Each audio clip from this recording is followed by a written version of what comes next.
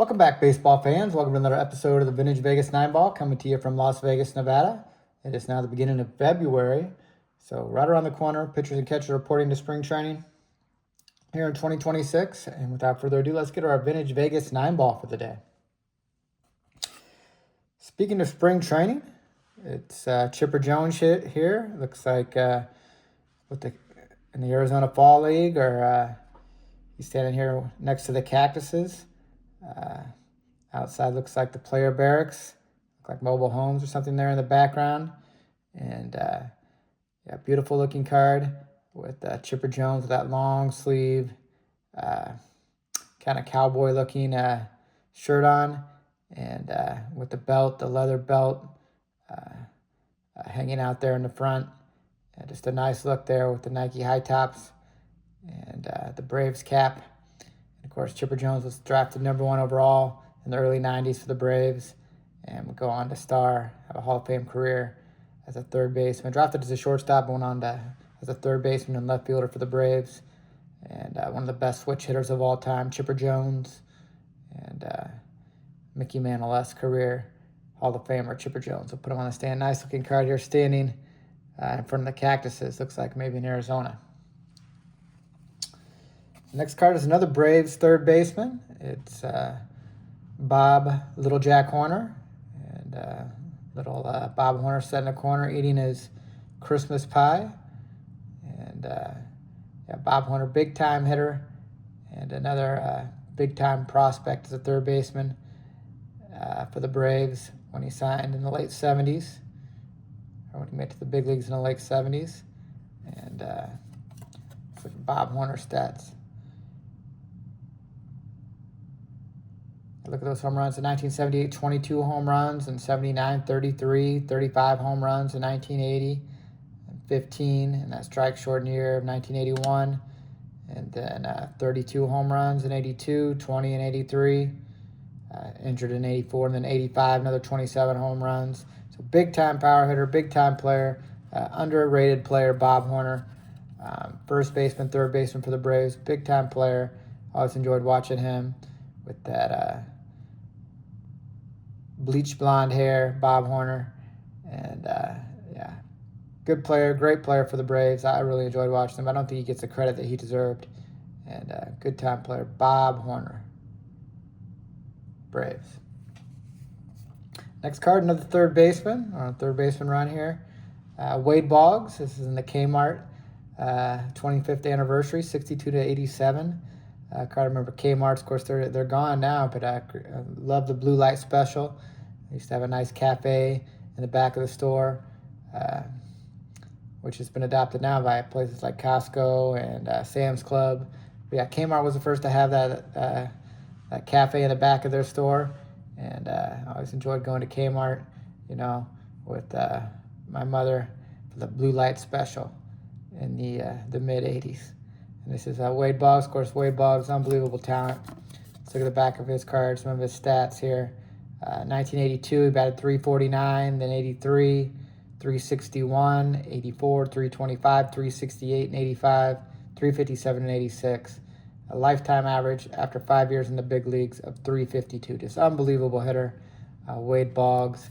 And yeah, big-time star for the Red Sox and later on the Yankees and the Rays. And always one of my favorite players. Pretty much placed that ball wherever he wanted. Wade Boggs. Let's put him on a Hall of Fame stand. Next card is a Charles Nagy. And it's a nice looking shot with him on the mound here. Beautiful green grass. And a good in-action shot. Nagy, of course, a longtime member of that Indians staff and very good pitcher for a long time. Front of the rotation starter. Let's check out the back of the card. And it's just first Indian to win 100 games since Sam McDowell from 61 to 71. And yeah, Sam McDowell, of course, remember Sam McDowell was the guy who Sam Malone off Cheers was based off of. Sam McDowell. And yeah, great pitcher for the Indians. And Nagy as well, front of the rotation, won 100 games for the Indians. And I like this shot, an action shot. Beautiful green grass on the mound here for the Indians, Charles Nagy. The next card is an Addison Russell. Here he is as a 2015 top prospect Iowa Cubs card. And, of course, Addison Russell was a big-time member of that shortstop for that 2016 World Championship team. And the Cubs acquired him from the Athletics, from our Las Vegas Athletics. The Cubs traded Jeff Samardzija and Jason Hamill to the A's when they were trying to make the postseason. And they acquired Addison Russell. And, of course, he was a big part of that 2016 championship team. Of course, he ran into some problems after that year. But, he'll always be remembered fondly as a member of that 2016 World Championship Cubs team. We'll put him on the Cubs stand, Addison Russell.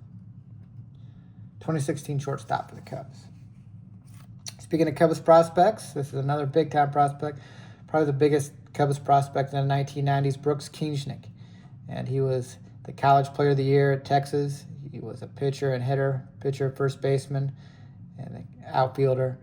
And the Cubs decided to make him a first baseman. He's always going to be the heir apparent to Mark Grace. And you kept hearing things about him. He's coming. He's right on the verge. And he was going to be the replacement for Mark Grace, but he never really made it. One of the best college players of all time. I think he's a college baseball Hall of Famer, but never was able to put it together in the big leagues. And of course, I think he did finally make it to the big leagues, but as a pitcher. I think I remember him pitcher for the Brewers in the early 2000s. But yeah, in the 1990s, he was supposed to be a big-time first base power prospect for the Cubs. And this never really panned out. Let's see what it says here on the back of the card. Kienschnick, the 10th pick in the 1993 draft, led AAA Iowa in home runs, RBIs, hits, doubles, slugging percentage, and walks. His .370 on-base percentage was 4th on the team. And, just big-time prospect. But for whatever reason, couldn't translate to the big leagues. And I remember he did eventually make it, but as a pitcher. He was that big-time pitcher at Texas, University of Texas. And then, eventually made it in the big leagues. Kind of a relief pitcher for a few years. I remember for the Brewers. We'll put him on the Cubs stand. Probably the biggest prospect in the 90s for the Cubs. Just didn't pan out, unfortunately. Speaking of a guy who's trying to switch from hitting to pitching, it's Joey Gallo here from Las Vegas. Big-time Las Vegas player from Las Vegas. And a big-time power hitter. But one of those guys, strikeout, walker, home run. And unfortunately decided to give it up as a hitter here recently, and he's trying to make it back to the big leagues as a pitcher. He was a big-time prep star here in Las Vegas as a pitcher and hitter, and hopefully he makes it back as a hitter just like Brooks Kienschnick did for the Cubs. But big-time hitter. Let's look at Gallo's stats on the back of the card. Look at those home run totals. 41 home runs, 40 home runs, 22, 10, 25, and 13. Some of those are 21. He played for 2 teams, hit 25 for the Rangers and 13 more for the Yankees. So big-time home runs, big-time power. Unfortunately, the average was always well below par. See those average totals. The top started in 2015, 204, 040. 209, 206, 253, 181, 223, 180 average, but just big-time elite power, although not hitting for any average at all, really. Joey Gallo. Put him on the Las Vegas stand for being a Las Vegas legend. Next card is Ron Kittle. Here's some guys on some other channels call him the white panel van guy, and he kind of has that look with those big glasses and the 2 bats here. Big-time power hitter, Ron Kittle. And, he's kind of known as a white panel van guy. Kind of has that look. And there he is. Big-time power hitter for the White Sox and later on the Yankees. And I think a few other teams. But another guy kind of like Joey Gallo. Power guy, not much of a contact guy.